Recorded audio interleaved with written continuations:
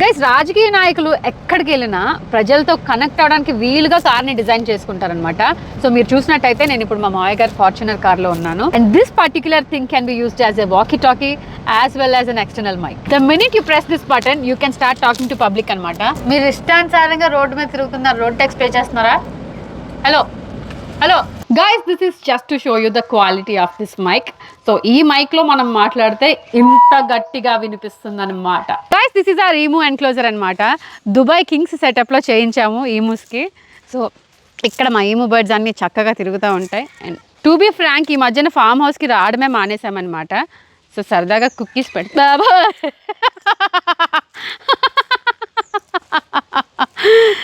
ఈమూ బీక్ చాలా స్ట్రాంగ్గా ఉంటుంది గైస్.